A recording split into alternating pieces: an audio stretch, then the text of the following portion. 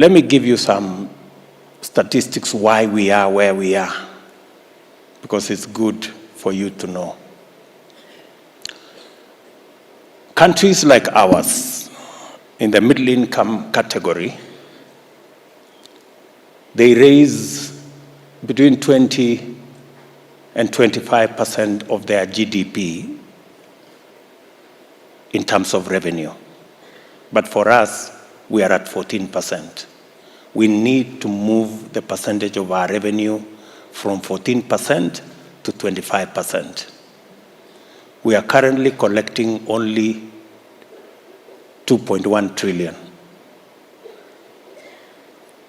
I want you to pray for our nation so that we can move our revenue from 14% to 25%, because that is where countries like ours are.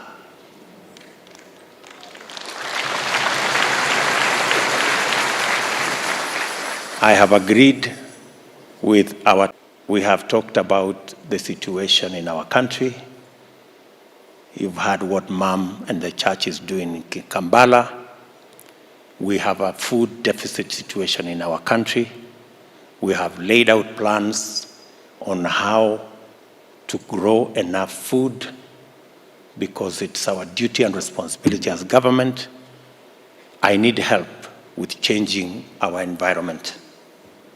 And I am asking you, and I'm really grateful that the preacher talked about our environment. I need help with our environment, and we have purpose to grow 15 billion trees. God gave us this country. We must take care of it. Part of why we have drought and the situation we are in is a contribution from the world, but we have a role to play as a nation. I want to ask every believer, men and women who believe in this country, who love this country, to help us grow trees in our country. Let everybody, let the church take the lead in persuading and getting us to grow trees so that we can change the situation of our environment, and we can have the opportunity to harvest water, to grow food, and eliminate hunger in our society. We voted. And let me say this, the last election was as close as the one in 2007, 2008. But there was a whole world of a difference. In the last election, God gave us the grace.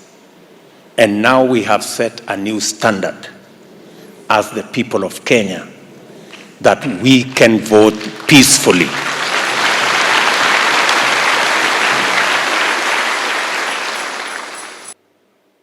The first order of business is prayer.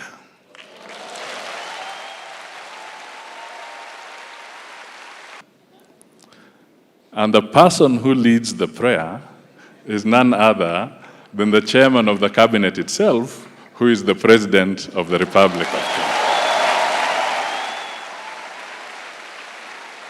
I think it was important that at least on this score, the Kenyans and the world know that at every session, the President is very clear that without the guidance of the Lord, we shall not succeed.